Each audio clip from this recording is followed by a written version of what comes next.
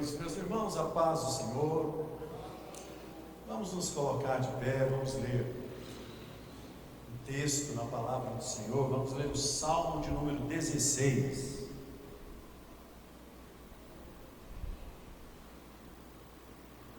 Salmo de número 16, dando assim início ao culto que prestaremos ao Senhor nessa noite.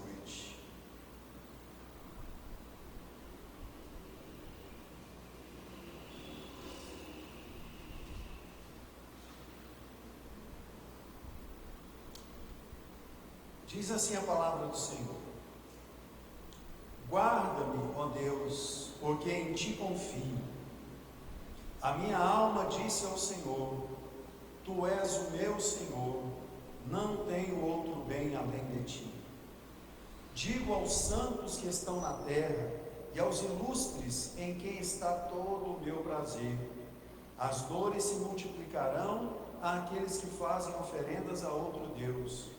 Eu não oferecerei as minhas libações de sangue, nem tomarei o seu nome nos meus lábios. O Senhor é a porção da minha herança e o meu cálice. Tu sustentas a minha sorte. As linhas caem-me em lugares deliciosos. Sim, coube-me uma formosa herança. Louvarei ao Senhor que me aconselhou. Até o meu coração me ensina de noite. Tenho posto o Senhor continuamente diante de mim, por isso que Ele está à minha mão direita, nunca vacilarei. Portanto está alegre o meu coração, e se regozija a minha glória. Também a minha carne repousará segura, pois não deixarás a minha alma no inferno, nem permitirás que o teu santo veja a corrupção. Far-me-ás ver a vereda da vida. Na tua presença há abundância de alegrias, à tua mão direita há delícias perpetuamente. Aleluia, louvado seja o nome do Senhor. Vamos orar. Pai, nos apresentamos a Ti nessa noite, Pai. Derramamos o nosso coração diante de Ti, clamamos, ó Deus, pela Tua presença em nosso meio. Pedimos que o Senhor venha receber o nosso louvor, a nossa adoração. Pedimos que o Senhor venha falar, ó Deus, com a Tua igreja. Pedimos nessa noite, Pai, que a Tua bondade se estenda sobre a vida daqueles que esperam em Ti, daqueles que confiam em Ti. Em nome de Jesus nós oramos, Pai.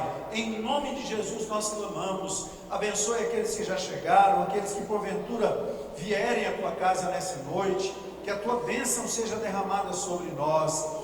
Nós abrimos este culto em nome do Senhor Jesus. Amém. Podem se assentar.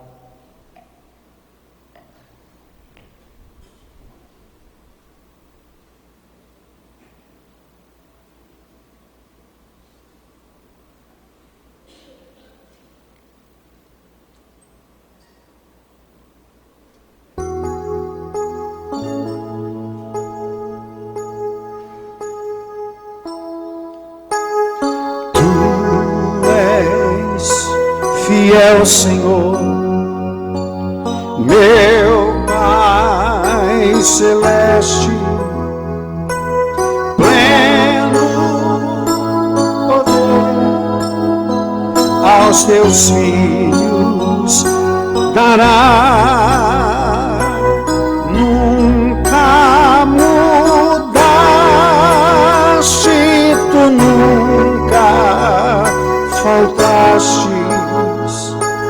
Tal como eras, sempre serás. Tu és fiel, Senhor. Tu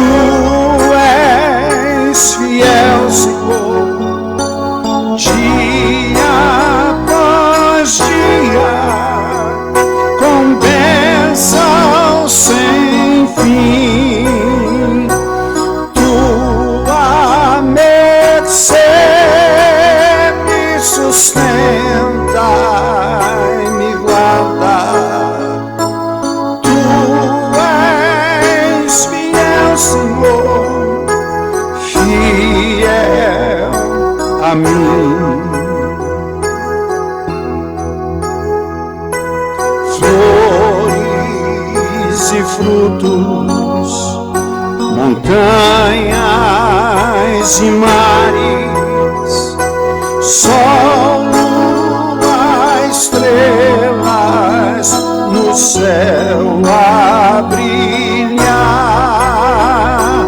tudo criaste na terra e nos ares, todo o universo vem pois te louvar.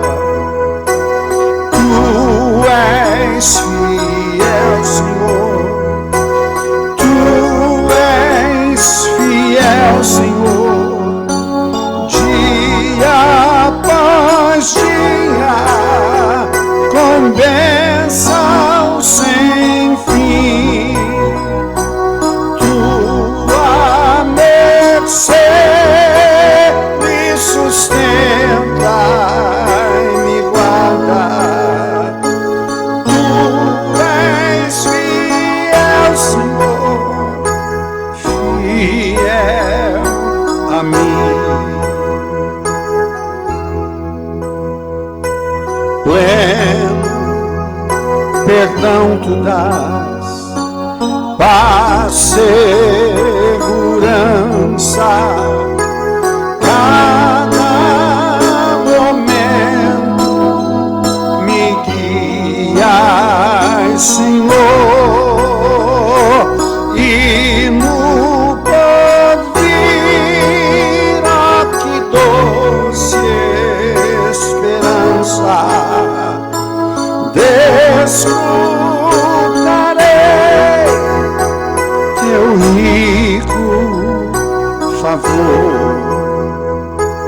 Tu és fiel, Senhor, Tu és fiel, Senhor, dia após dia, com bênção sem fim.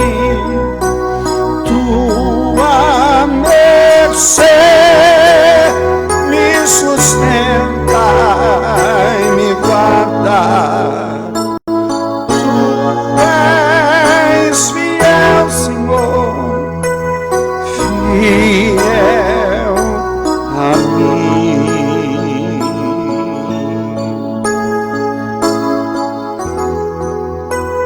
Aleluia, maravilhoso é o nome do Senhor, glória ao nosso Deus.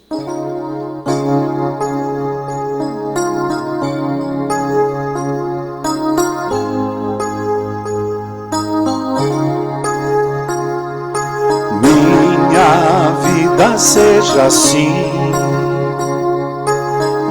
consagrada a Ti, Senhor, possa sempre Tu por mim operar o Teu amor. A minha alma lava, Salvador, no Teu sangue puro carmesim.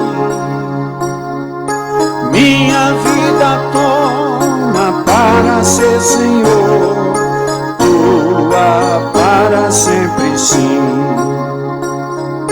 Que meus pés somente vão onde os santos possam ir, numa eterna canção. Minha voz se faça ouvir, a minha alma lava, Salvador, no Teu sangue puro carmesim. Minha vida toma para ser, Senhor, Tua para sempre, sim.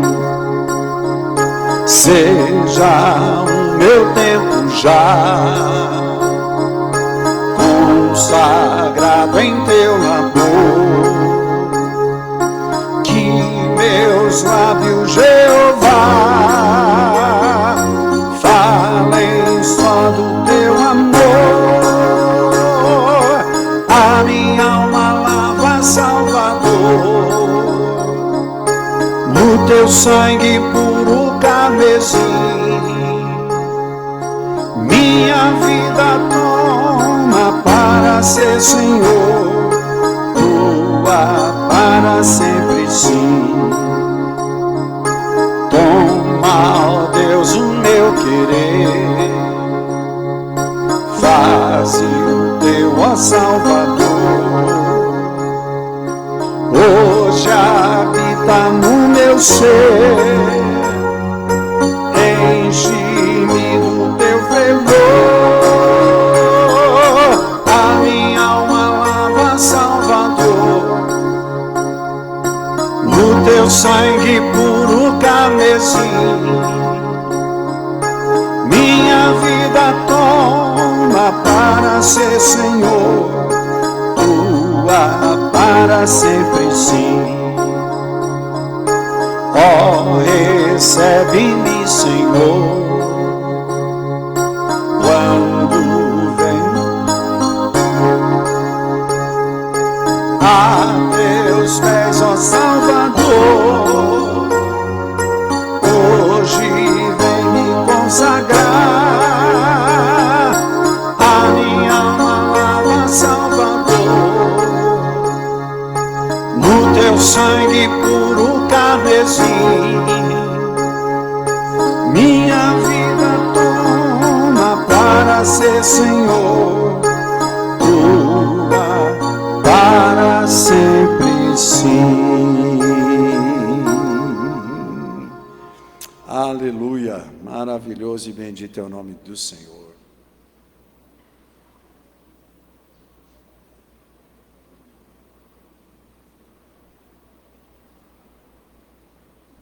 Glória a Deus, que bom que estamos na casa do Senhor, para juntos adorarmos o seu santo nome, a alegria podermos estar aqui. Hoje é dia de campanha, né? Eu espero que quem esteja aqui esteja de alguma forma apresentando alguma área da vida ao Senhor. Nós precisamos, né, colocar a nossa vida espiritual em movimento, e não apenas uma área da nossa vida, né? Toda a nossa vida. Glória a Deus. Nós, quando estudamos sobre saúde, né, a formação na área da saúde, a definição de saúde é o bem-estar físico, mental e espiritual, né? A pessoa tem que estar bem em todos os âmbitos. Então, quando se aborda o tema saúde, o espírito também conta, a alma também conta. Nós temos ali, acho que uma das cartas de João, né, ele escreve, fala um nome que eu vou esquecer agora, talvez a Sara lembre ali: espero que te vá bem, assim como bem vai a tua alma. Isso que é João mesmo conversando com alguém. E ele diz justamente isso, né? Falando com uma pessoa que ele sabia que servia ao Senhor, que tinha uma vida espiritual no altar do Senhor, e ele falou: espero que você esteja bem, assim como bem vai a tua alma. A terceira carta de João, capítulo 1, versículo 2.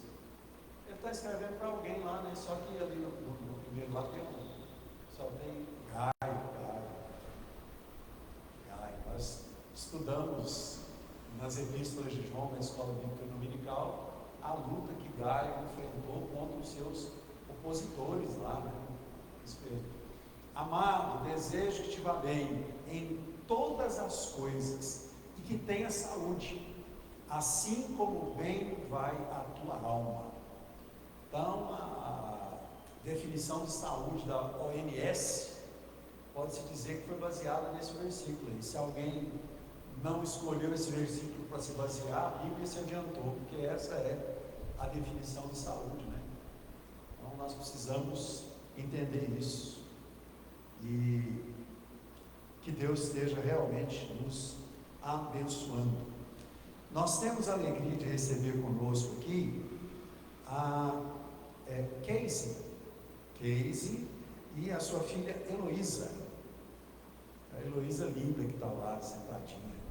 O que a igreja pode dizer para elas? Sejam bem-vindas em nome do Senhor Jesus. Glória a Deus, que bom. Meus irmãos, a irmã Coraci, ela sofreu uma queda, né? Foi um pequeno acidente que ela sofreu ali na caminhada, e torceu o pé. Na realidade foi um grande acidente, né? Um livramento grande que Deus deu para ela. Né?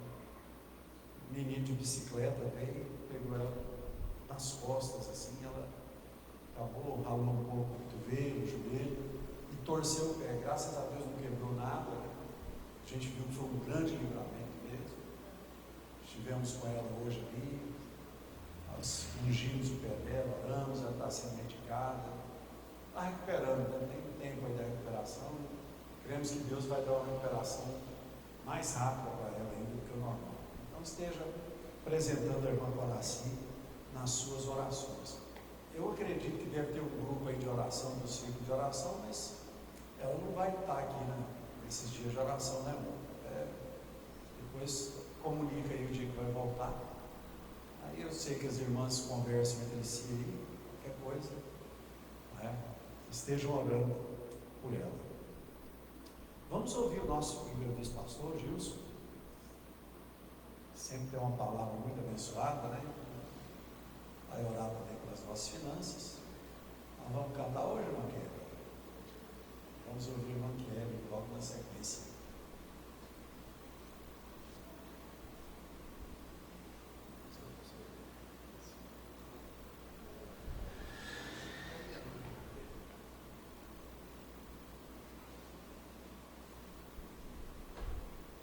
Glória a Jesus. Meus irmãos, a paz do Senhor.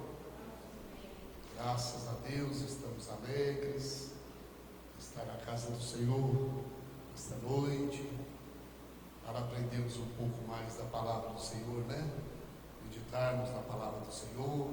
Aleluia. Graças a Deus, estamos felizes, o Senhor tem nos guardado, tem nos protegido. O pastor já falou aí, testemunho aí da minha mãe, graças a Deus. Ontem ela saiu para fazer uma caminhada à tarde ali, do lado da igreja, ali na congregação, aquela calçada lá da igreja. Um menino lá de uns 10 anos de idade, andando com a bicicleta em cima da calçada e atropelou ela. Sofreu uma queda, e eu sou idosa mesmo, acaba caindo, torce o pé, cai de mau jeito, machuca o joelho, tem um hematoma grande, um inchaço, mas graças a Deus nós levamos ela no hospital ontem, fez o raio-x, não quebrou nada, mas ela foi muito assustada e preocupada que tivesse quebrado de novo o joelho ou o pé. Graças a Deus o Senhor livrou, abençoou, e ela já está lá recuperando, tomando os remédios. Mas é assim, né? A vida da gente, às vezes a gente passa por coisas que não está esperando, né? Do nada. Saiu para fazer uma caminhada ali tranquila. Aliás, ela não estava muito tranquila não, porque ontem também foi aniversário do Gustavo. Gustavo ontem completou 32 anos de idade. Ela já passou o dia assim meio chateada, foi lá na casa dele de manhã, orou por ele. Mas é assim, às vezes ela distrai. Deus permitiu que ela sofresse aquela queda, mas no mesmo tempo que Ele permitiu, Ele também deu um livramento, que ela não bateu a cabeça, não quebrou nada. E se Deus quiser, daqui a pouco ela já está aí, na casa do Senhor. Hebreus capítulo 10, versículo 17, nos fala: e jamais me lembrarei de seus pecados e de suas iniquidades. Meus irmãos, uma vez que a gente é perdoado pelo Senhor, nossos pecados são lançados no mar do esquecimento. O Senhor não se lembra mais deles. E isso nos leva a viver uma vida em liberdade, pois o passado não nos aprisiona mais, nem define quem somos. que seus erros, que os nossos erros sirvam de aprendizados para o presente, mas não impeçam que nós possamos viver livremente do Senhor. Essa é a palavra do comentarista aqui, do escritor aos Hebreus. Então, muitas vezes as pessoas carregam ali fardos do passado. Eu era isso, eu fiz aquilo outro. E quando converte ao Senhor, traz no seu coração aquela mágoa, aquele rancor, aquele sentimento de culpa, muitas vezes aquele remorso, e aquilo acaba impedindo ele de servir a Deus com alegria, sem ficar naquele sofrimento. Então a própria Bíblia nos fala que o Senhor perdoa e joga no mar das águas. Quantas pessoas estão aí hoje, dentro da casa do Senhor, sofrendo, porque às vezes teve um passado não muito bom, não satisfatório, fora da casa do Senhor, fora da presença do Senhor. Aí quando aceita Jesus, vai viver uma nova vida com Jesus Cristo, traz aquilo na consciência, traz aquilo no coração, aquilo impede. Será que Deus me perdoou? Será que eu fui perdoada por aquilo que eu fiz? Será que eu fui perdoado por aquilo que eu cometi no passado? Mas a Bíblia nos dá esse conforto. Deus joga aquilo no mar do esquecimento. E Deus não é como o homem, que muitas vezes fala que perdoa, mas vira e mexe, está mexendo na ferida. Deus não. Deus, quando Ele fala que jogou no mar do esquecimento, não importa que a pessoa tenha feito ou tenha sido, o importante é que no presente ele sirva a Deus com alegria no coração, com satisfação de estar na casa dele, louvando e agradecendo o Senhor. Amém, meus irmãos? Vamos colocar de pé, vamos orar pelas finanças, pelos dizimistas, pelos ofertantes, por cada lar aqui representado nesta noite, pelo celeiro da casa do Senhor, pela obra do Senhor aqui na terra. Vamos colocar tudo na presença do Senhor, com o coração aberto, quebrantado, um coração contrito e na presença do Senhor. Oremos. Maravilhoso Deus e eterno Pai, Pai, te louvamos nesta noite e te agradecemos mais uma vez por essa oportunidade que o Senhor tem nos dado de estar na tua casa, para louvar e agradecer o teu santo nome, ó Pai, para te agradecer, ó Pai, pelos livramentos que o Senhor tem nos dado, mesmo que às vezes a gente não percebe, mas todos os dias o Senhor tem livrado a cada um de nós, ó Pai. Tem nos guardado, tem nos protegido.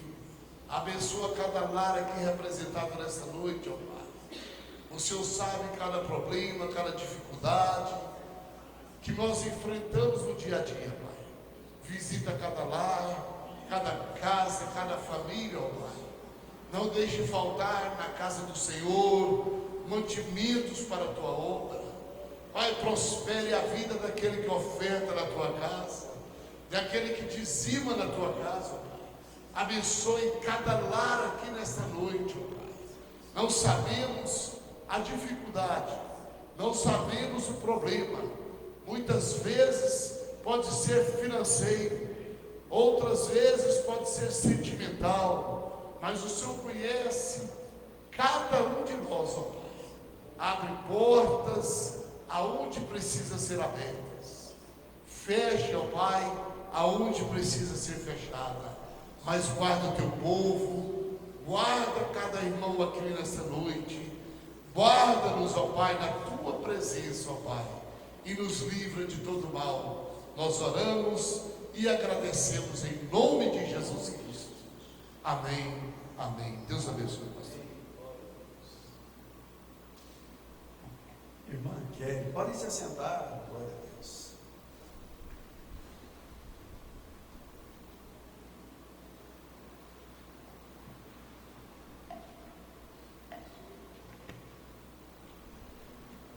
Aleluia. Cumprimento os irmãos com a paz do Senhor.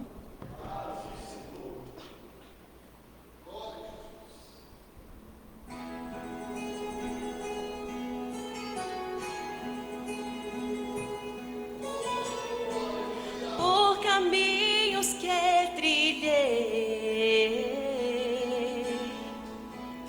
os meus pés feridos estão, com os ombros tão cansados, com o peso da cruz,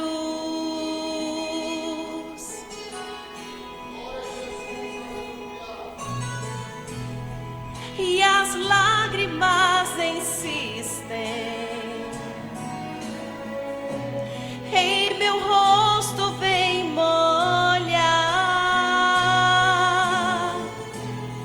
Só tu, Jesus querido, é quem pode as enxugar. Não retire seu espírito do meu pobre coração. Se perder tudo na vida, tua presença eu terei.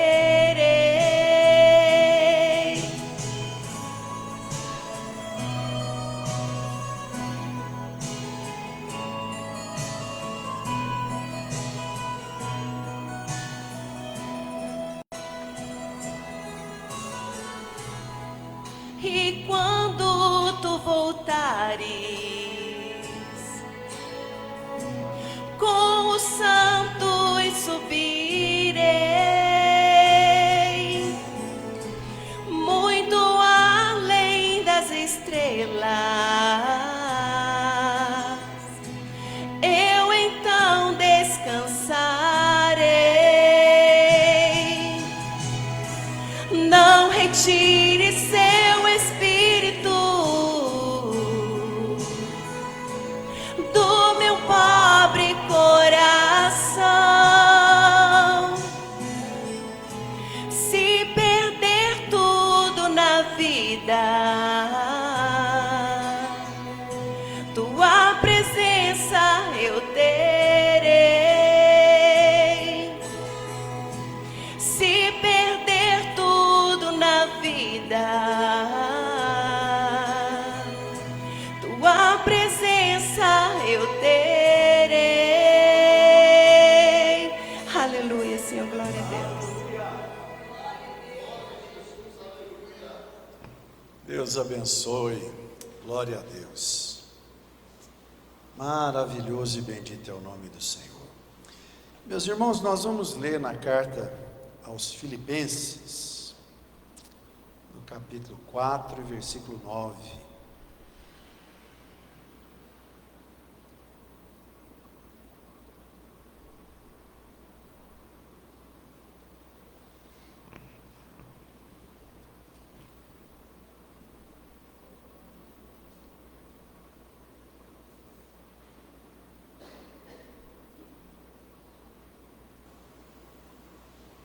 Filipenses, capítulo 4, versículo 9. Diz assim a palavra do Senhor: o que também aprendestes e recebestes e ouvistes e vistes em mim, isso fazei, e o Deus de paz será convosco. Meus irmãos, o capítulo 4 de Filipenses é um capítulo bem conhecido por recortes, né? Me lembro, era namorado da pastora Liliane, lá na geladeira do meu sogro, lá na década de 90, né? Bem no iniciozinho, tinha lá um posso tudo naquele que me fortalece. No finalzinho da década de 80, início da década de 90, tinha muito essa coisa de confessar a palavra, de terminar, não sei o quê. e essas livrarias evangélicas eram cheias de adesivo para carro, adesivo para geladeira, aqueles quadrozinhos para pôr na parede assim. E na casa dos crentes tinha aquilo na parede, né? Hoje em dia você entra na casa de um crente, você não encontra quase o nome de Jesus em lugar nenhum lá assim mais, né? Mas houve uma época que tinha muitos versículos bíblicos nas paredes, enfim. E o capítulo 4 de Filipenses, ele também fala: regozijai-vos no Senhor, outra vez vos digo regozijai, né? E dentro desse capítulo aí, bem conhecido, né, tem esse versículo 9, eu estava meditando nele hoje, e Paulo diz exatamente isso, né? O que também aprendestes e recebestes e ouvistes e vistes em mim, isso fazei, e o Deus de paz será convosco. Eu quero dar ênfase aqui no verbo fazer, né? Ele fala que o povo estava aprendendo, o povo estava recebendo, o povo estava ouvindo, o povo estava vendo, né? Mas precisava de alguma forma colocar em prática. E essa é a falha muitas vezes na nossa vida, em todas as áreas, né? Inclusive na área espiritual. E eu diria principalmente na área espiritual, meus irmãos, porque uma das coisas que nós descobrimos depois que aceitamos a Jesus é que a nossa vida espiritual é mais importante do que a nossa vida humana física, porque a nossa vida humana física, ela passa. Se a gente tiver muita saúde, a gente vai chegar aí perto dos 100 anos de idade, mas depois dos 100 anos, né, não tem jeito. Em algum momento nós vamos ser recolhidos para a eternidade, e a gente precisa de alguma forma valorizar o que é eterno, não o que é passageiro. Paulo chega a dizer, eu peço a Sara para encontrar o versículo, para a gente olhar, Deus abençoe, pela água, fala para a gente olhar para as coisas que são de cima e não nas que são da terra, porque as na terra são passageiras, mas as de cima são eternas. O versículo fala mais ou menos assim, né? Então a gente precisa entender isso, meus irmãos. Nós estamos vivendo uma geração, né, de muita informação espiritual, mas pouca prática. E assim, às vezes eu vejo alguém chegar para mim falando que viu alguma coisa no Instagram, no YouTube, ou eu mesmo vejo, vou lá nas minhas redes sociais e acaba caindo alguma coisa para mim. Colossenses 3:2, pensai nas coisas que são de cima e não nas que são da terra, porque já estáis mortos e a vossa vida está escondida com Cristo em Deus. Aí tem outro, fala que os da terra são passageiras e mais ou menos assim, é outro versículo. Hoje apareceu para mim lá, eu estava olhando, eu estou postando algumas canções no YouTube, né? Não sei se os irmãos acompanham o nosso canal lá, se acompanhar, assiste lá, compartilha para alguém. Voz e violão, coisa simples, só para estar mesmo abençoando aí a vida de quem ouve. Mas apareceu lá para mim mais um desses vídeos que viraram febre. Parece um cara lá, um desenho da Arca de Noé atrás dele com os animais, falou assim: a história da Arca de Noé não é o que você pensa. Aí eles querem desconstruir o que a Bíblia fala. Está cheio de vídeo assim. Aí o povo, os pseudo-intelectuais, escuta isso e fala: a Arca de Noé não é exatamente como está na Bíblia. Então, sabe, pessoas que reproduzem aquilo que ouvem, sem ser como os bereanos, né? Não sei se vocês já ouviram falar esse termo, nós já falamos aqui algumas vezes. Mas o que é os bereanos? O povo que morava em Bereia. Bereia é o nome de uma cidade. Paulo foi lá, e Paulo foi pregar. E enquanto Paulo estava pregando, eles estavam comparando o que Paulo falava com aquilo que estava nas escrituras, que eles tinham acesso, para ver se Paulo estava falando aquilo que estava na palavra.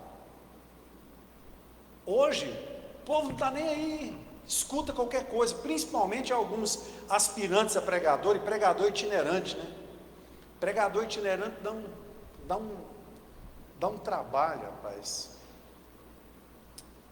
Assim, eu até gostaria de trazer mais pessoas aqui na igreja, né, para pregar, Uma que é ruim falar, mas alguns vivem disso e a gente precisa dar uma oferta e às vezes não é uma coisa pequena, às vezes é um pagamento mesmo. Outra, que você não sabe como é que é a vida dessa pessoa, qual o compromisso que essa pessoa tem.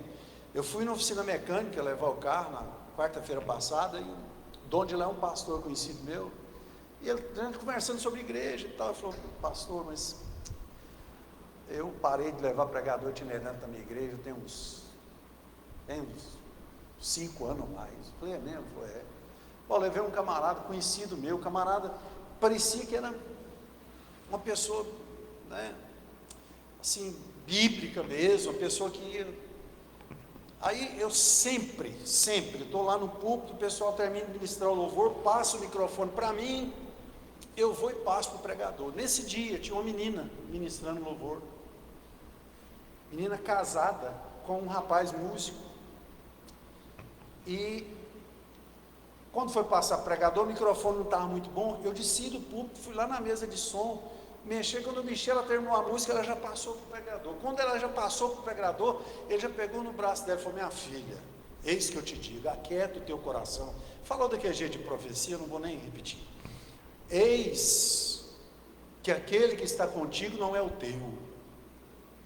Deus tem preparado para você não sei o que, irmãos.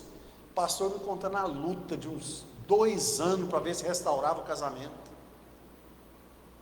O rapaz não era tão bonito assim, então, né? Aí o pastor foi conversar com ele falou: não, pastor, antes daquele pregador ir lá, o senhor sabe que eu não tenho aparência, eu não sou forte, mas para minha mulher eu era Sansão, eu era Tarzan. Rapaz, mas sei, que é isso?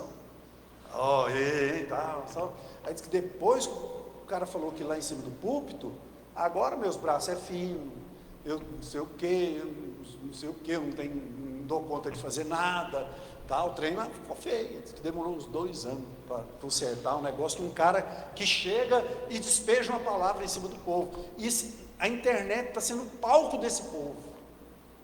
Então eles chegam, e alguns que vão pregar nas igrejas que não tem vida com Deus e não tem conhecimento bíblico, pegam uns videozinhos cheios de mentira, Davi era filho de uma outra mulher, que não sei o que, Davi era filho de outro homem, a mãe de Davi. Aí os caras saem para os púlpitos falando: Davi era rejeitado por causa disso. Não, meus irmãos, o filho mais novo é o que cuidava. Sabe aquelas filhinhas? Tem um filho mais velho, o outro, até chegando mais novo, o pai chegava para o mais velho e falava: senhor, vai fazer isso. Aí o mais velho falava para o outro, porque até pouco tempo, 50, 60, 40, 50 anos atrás, o filho mais velho, na ausência do pai, ele era o pai.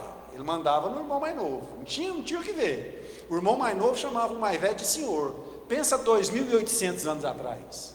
Aí o pai chegava: vai fazer isso, fulano. Aí o fulano falava para o mais novo: vai fazer isso. Aí ia chegando na escadinha. Quando chegava no último, o último não tinha quem mandar não, mas eu tinha que ir. Então Davi sobrava esse serviço para ele. Ele estava para lá. Ninguém dava moral, não tem nada de filho de adultério, não sei o quê. Aí as pessoas chegam querendo ensinar e tal, e aquela coisa. Então, Paulo chega e fala assim: ó, vocês estão aprendendo de mim, como vocês estão observando a minha vida. E esse versículo, posso todas as coisas naquele que me fortalece, isolado, dá uma base para aquilo que eles chamam, não, existe, né? Aquela teologia triunfalista, que o crente não fica doente, o crente não enfrenta problema financeiro, o crente não tem problema nenhum. Se tem alguma coisa aí, está errado, é porque você não está orando, você não está jejuando, você não está fazendo negócio, porque você não é crente. Não, irmão, Jesus falou: no mundo tereis aflições. Paulo fala, lá em Filipenses 4,13, né? Posso todas as coisas naquele que me fortalece. Mas antes disso ele segue dizendo: meus irmãos, eu tenho aprendido a viver de todas as maneiras, eu tenho aprendido a ter fartura, eu tenho aprendido a passar necessidade.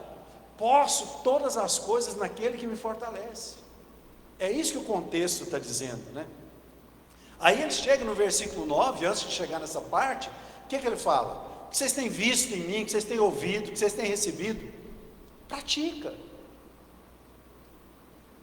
Nós temos vivido essa época, muita informação espiritual por aí, nem todas, né, porque o mundo espiritual se divide em Deus e demônios. O mundo espiritual se divide em céu e inferno. Então, quando fala que tem muita informação espiritual aí, tem dos dois lados, né? E a gente precisa olhar para a Bíblia para saber o que é verdade. Mas mesmo diante de tanta informação, pouca prática. Eu lembro que eu brinquei com uma frase há muitos anos atrás, mas hoje essa frase já está quase entrando no IBGE. Quando eu era adolescente e criança, assim, o pessoal do IBGE ia, né? Aí chegava lá, fazia a ficha, qual que é a sua religião? Católico. Aí eles falavam, praticante ou não praticante? Está entrando para o IBGE já, meus irmãos. Daqui uns dias estão, qual que é a sua religião? Eu falo, eu sou evangélico. Praticante ou não praticante? Porque o que está tendo de crente não praticante, não é brincadeira. Então Paulo falou, vocês estão ouvindo, estão recebendo, né, estão aprendendo, pratica. Então muitos estão ouvindo, poucos estão fazendo. A fé, que ela não se manifesta numa ação, numa atitude, ela é uma fé incompleta. E a gente precisa entender isso. Então rapidamente aqui, ó, o que o versículo fala? É um chamado para a ação, né?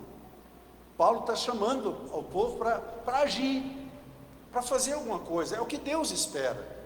Deus sempre falou, levanta, sai da tua casa, da tua parentela, vai para a terra que eu te mostrarei, levantai-vos e andai, porque não será aqui o vosso descanso, diga ao povo que marche. Você vai ver um Deus sempre conversando com o povo, e falando para o povo estar em movimento, e é o que Paulo está dizendo.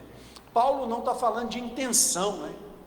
Porque assim, se a gente for olhar a intenção da igreja, a intenção de cada crente, essa é a minha intenção, é amar o próximo, a minha intenção é ajudar o próximo, a minha intenção é ser um dizimista fiel, a minha intenção é não matar o culto, a minha intenção é orar, a minha intenção é jejuar. Tudo bem, meus irmãos, intenção. Mas a Bíblia, sabe, não considera a intenção. A Bíblia considera a ação. E nós precisamos entender isso, né? Paulo não está dizendo, pensem sobre isso, orem a respeito disso, mas Paulo está dizendo, fazei. Aprendeu, executa, aplica na vida, né? Então a fé cristã, ela precisa ser como um fogo, né? que nos consome por dentro, nos impele a fazer a vontade de Deus.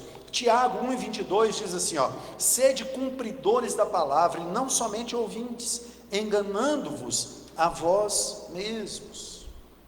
Aí eu faço perguntas retóricas, cada um responde para si mesmo, né? Inclusive eu respondendo para mim, né? Quantas vezes nós sabemos o que fazer, mas nós adiamos? Quantas vezes Deus nos impulsiona e dizemos, acho que vou esperar mais, tal. A obediência retardada, eu gostei dessa frase que eu coloquei aqui, a obediência retardada é uma desobediência disfarçada. A obediência retardada é uma desobediência disfarçada. A pessoa mente para si mesmo, porque tem a intenção, não é? Mas se ele não dá cabo disso, então. Segunda parte do versículo aqui, Paulo fala do seu próprio exemplo. Irmãos, não é bom alguém sai de casa, por exemplo, para vir para a igreja, e alguém pega o microfone e começa a dar falar da vida dele mesmo, não é? Isso não é bom. A mensagem do pregador tem que ser cristocêntrica. Dá um testemunho, ok, não é? Mas se a gente vai falar uma palavra para a igreja, geralmente quem recebe as palavras aí durante o culto, que não é a mensagem oficial, uma palavra de uns 3 minutos, por exemplo, não é? Tem que falar pelo menos uns 2 minutos e 40 da palavra de Deus, falar de Jesus. Não é? Se quiser dar uma notícia a respeito de si, nos 20 segundos, beleza, mas a mensagem precisa ser cristocêntrica. Agora Paulo, escrevendo a sua carta, é diferente. Ali, a carta a pessoa lia, na hora que dava tempo, vamos reunir, vamos ler a carta aqui. Não é a pessoa sair de casa e ir para a igreja, não é a pessoa sair de casa e vem para a igreja para ouvir um hino que fala do Senhor, para ouvir uma palavra que fala do Senhor. Mas na carta Paulo falou a respeito dele, e eu já falei o que Paulo disse, né? Eu tenho aprendido a viver, eu enfrento dificuldade, às vezes eu tenho abundância, mas aquele que me sustenta é o Senhor. E diante de todos os exemplos, Paulo fala, vocês estão ouvindo, estão aprendendo, estão recebendo? Então, façam isso, né? Paulo não apenas pregava, ele vivia o Evangelho. Acho que é Atos 11, 26, eu gosto demais dessa passagem. Eu gosto muito dessa passagem, porque assim, eles chegaram em Antioquia, não lembro se foi Paulo e Barnabé, e passaram um ano lá, um ano. Depois de um ano que eles estavam em Antioquia, eles chegaram e falaram: ó, nós somos cristãos, nós somos crentes, nós somos isso, nós somos aquilo. Acredito que nem tinha rótulo até então, mas eles ficaram um ano lá, pregando, visitando, orando, né? E depois de um ano, alguém talvez perguntou: e aquele povo lá, quem é? Ah, aqueles lá são os cristãos. Uai, por quê? Não, porque eles falam do tal de Cristo, e eles parecem com ele. Eles falam de um homem chamado Jesus, mas as ações dele nos remetem para Jesus. Atos 11, 26. Sucedeu que todo um ano se reuniram naquela igreja e ensinaram muita gente. E em Antioquia foram os discípulos pela primeira vez chamados cristãos. Eles não se auto-intitularam, eles receberam esse nome. Então Paulo era um desse que estava lá em Antioquia, né? Então Paulo vivia o Evangelho. Então o verdadeiro cristão, ele não apenas transmite palavras, mas ele encarna os princípios que a Bíblia coloca diante de nós. Nós não estamos falando de perfeição, irmãos. Ninguém, não adianta, ninguém é perfeito, ninguém é perfeito, mas a gente está falando de erros que as pessoas cometem e que depois elas se retratam, falam: olha, desculpa, eu estava enganado, eu fiz isso, me perdoa, se eu puder reparar o erro, se eu puder de alguma forma, mas não, você vê às vezes hoje pessoas, enfim. Então, o mundo às vezes não lê a Bíblia, né? O mundo lê a vida dos crentes, e às vezes eu fico triste quando, principalmente, fazem um link, uma comparação da igreja com pessoas que ocupam uma posição de destaque nas redes sociais e falam que são crentes e se colocam como referencial. Aí a igreja fica manchada, porque essa pessoa está lá e às vezes faz uma coisa errada, às vezes compromete o seu nome com uma mancha, uma sujeira, e alguém fala: ah, então esse aí que é o... Então é isso aí que é ser crente, né? Então uma igreja, ela acaba sofrendo com isso. Então fica essa ordenança, né? Paulo fala assim: olha para a minha vida, sede meus imitadores, como eu sou de Cristo. E por fim, meus irmãos, o versículo traz uma promessa. É muito importante, muito interessante a gente pensar na Bíblia. Tudo que você for estudar na sua casa, enfim, a Bíblia, às vezes ela traz uma orientação, uma exortação, um direcionamento, que às vezes vai exigir alguma renúncia pessoal, mas que vai conduzir a uma bênção. Sempre assim. Deus nunca, em nenhum versículo você vai encontrar Deus exigindo alguma coisa de alguém, e essa pessoa vai fazer, e por que o senhor está mandando eu fazer isso? Não, porque eu quero. Não, Deus vai falar: você vai fazer isso, isso e isso, porque vai acontecer isso, isso e isso na sua vida. Então tem uma promessa nesse versículo. Qual que é a promessa? O Deus de paz vai te acompanhar. Fazer isso, e o Deus de paz será convosco. O que Paulo está dizendo? Não é fácil fazer o bem, mas eu não vou nem dizer fazer o mal, mas às vezes deixar as palavras saírem da nossa boca, sem a gente passar pelo filtro do fruto do Espírito, né? Às vezes é complicado. Tem alguém que fala assim: eu falo, não sei o que. Tem muita gente que acha que é franqueza, mas em determinado grau isso é falta de educação mesmo, né? E às vezes a pessoa, ela fala uma coisa, porque na hora ela acha que ela tem que dar a última palavra, e depois ela se sente mal com isso. Depois ela se sente mal.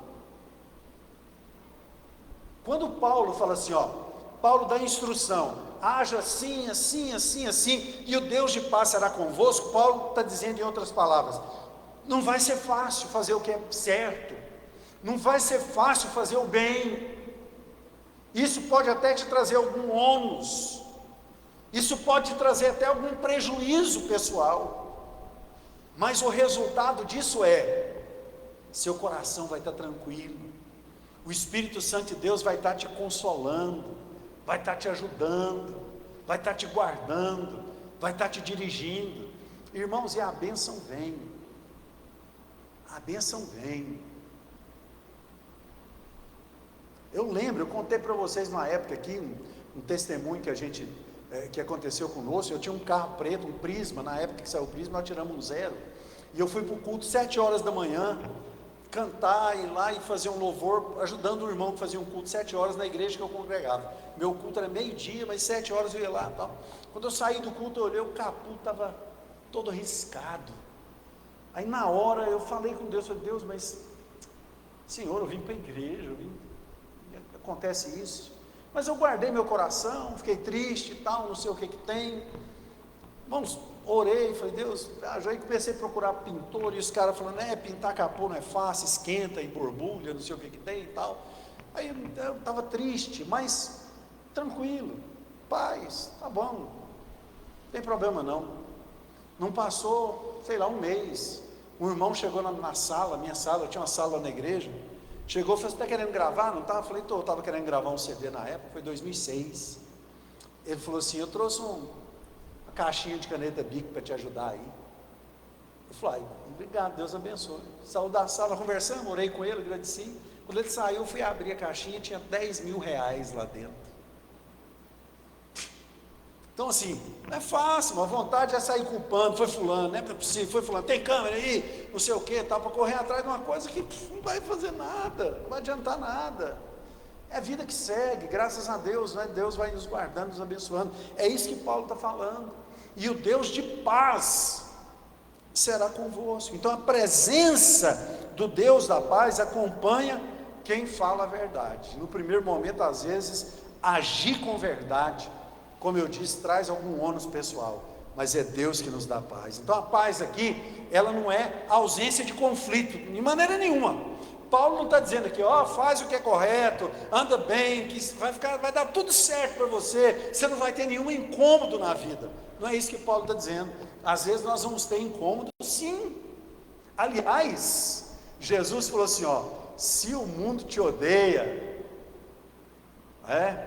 regozije-se com isso, porque odiou primeiro a mim. Talvez você consiga achar esse texto aí, sabe? Jesus falando, né? Quando o mundo vos odiar, vocês podem se alegrar, porque primeiro odiou a mim. Então, o crente, até pela nossa conduta de vida, você trabalhar numa empresa, onde os funcionários não têm uma boa índole, aí chega um funcionário lá que quer fazer tudo certinho, você pode ter certeza que o povo vai fazer tudo para tirar aquela pessoa dali. Sabe por quê? Mesmo que ele não acuse, mesmo que ele não faça nada, mas a vida reta, né? O fato de ser luz. Você já ficou num lugar escuro assim, está, sei lá, tirando um cochilo, manhã, alguma coisa, alguém chega e acende uma luz onde está escuro, aí seu olho dói, arde, porque a presença da luz naquele primeiro momento incomoda. Já colocou sal numa ferida? Arde, e a Bíblia diz que nós somos sal e luz. Então a vida reta de alguém, estou dizendo vida perfeita, né? Mas a vida reta de alguém que procura fazer a vontade de Deus, incomoda. Então Paulo não está falando que vai haver ausência de conflito, pelo contrário, nós teremos algum ônus, né? O versículo está aí, né? João 16, 18, 15, 18. Se o mundo vos odeia, sabei que primeiro do que a vós me odiou a mim. Jesus está declarando isso, e é o que Paulo está falando, Só que Jesus está dizendo isso aqui, Paulo está dizendo isso aí, E o que Jesus está falando? Deixo-vos a paz, a minha paz vos dou, não a dou como o mundo a dá. Então tem essas coisas na Bíblia, né, que parece um paradoxo, parece que não vai fechar a conta, né? Mas de fato vai. A paz, meus irmãos, quando a vida está alinhada com a vontade de Deus, a obediência, ela gera harmonia interior, a pessoa se sente bem, o agir correto atrai a presença de Deus. Quando a gente age errado, a gente atrai angústia, culpa, tristeza, mas quando a gente age corretamente, nosso coração se enche da presença de Deus. Isaías 32:17, o efeito da justiça será paz, e o fruto da justiça, repouso e segurança para sempre. E aí, né, Isaías, o profeta messiânico, para sempre é a eternidade, meus irmãos. Muitos buscam paz, até orando, mas se não obedece, não vai ter essa paz, né? A verdadeira paz, ela vem de uma vida coerente com o que se crê. Eu professo uma fé, vivo de acordo com essa fé, logo tenho paz no meu coração. Então, o Evangelho não é apenas para ser estudado, é para ser vivido, né? Anotei umas coisas aqui que eu vou ler e nós já vamos orar. Nós aprendemos para praticar, nós recebemos para repartir, e nós vemos para reproduzir. Nós precisamos fazer isso, colocar prática na nossa vida, né? Quando a fé se torna ação, a promessa se cumpre. Qual é a promessa? O Deus de paz será convosco. Então, às vezes, meus irmãos, num primeiro momento, alguém sofre algum tipo de angústia, de tristeza. Se o crente está angustiado e está triste por algum motivo, mas ele está procurando servir ao Senhor com fidelidade, você pode descansar, essa angústia, essa tristeza vai passar. Em algum momento Deus vai entrar com providência e vai dar vitória. Agora, não adianta ser crente, às vezes não está fazendo a vontade de Deus, e por alguma ação, alguma atitude ficar triste e angustiado, a paz do Espírito Santo não vai alcançar o coração dessa pessoa, porque na realidade ela está distante do Senhor. Amém? Vamos praticar a palavra, vamos agir, né? Vamos colocar a mão na massa, como a Bíblia diz, tudo aquilo que vier a vossa mão para fazer, faça conforme as suas forças, porque assim o Deus de paz será conosco. Vamos ficar de pé, vamos orar. Vamos orar. Bendito, santo, poderoso, glorioso é o nome do Senhor. Deus abençoe aí a Casey e a Heloísa, né? Domingo 9 da manhã tem escola dominical e 7 da noite tem culto. Vem estar conosco aí. Os irmãos também, né? Domingo 9 da manhã escola dominical e 7 da noite o nosso culto. Vamos orar. Algum aviso que eu tenha esquecido? Não? Senhor, muito obrigado. Obrigado pela tua palavra, que nos instrui, Pai, que nos direciona conforme o teu querer, conforme a tua vontade. Que o Senhor venha abençoar o teu povo, que o Senhor venha abençoar a tua igreja, Pai. Nós apresentamos a Ti a vida de cada um daqueles que estão aqui nessa noite. Apresentamos também os pedidos que estão aqui nessa caixa, Pai. Ó Deus, em nome de Jesus, cada família representada aqui, cada vida que espera no Senhor, conforme a tua palavra nos diz, Pai, às vezes o crente enfrenta algum tipo de angústia, algum tipo de luta, algum tipo de dor, mas o Senhor recompensa a nossa fidelidade. Então vem abençoar a tua igreja, vem abençoar o teu povo, Pai, que o Senhor nos conduza em paz para os nossos lares, que o Senhor nos dê essa outra metade da semana, debaixo da tua bênção, Pai. Em nome de Jesus nós oramos, em nome de Jesus nós clamamos, Pai. Essa é a nossa oração a Ti, em nome de Jesus, amém. Está terminado, meus irmãos, em nome de Jesus. Vamos tomar um cafezinho, tomar um chá, glória a Deus.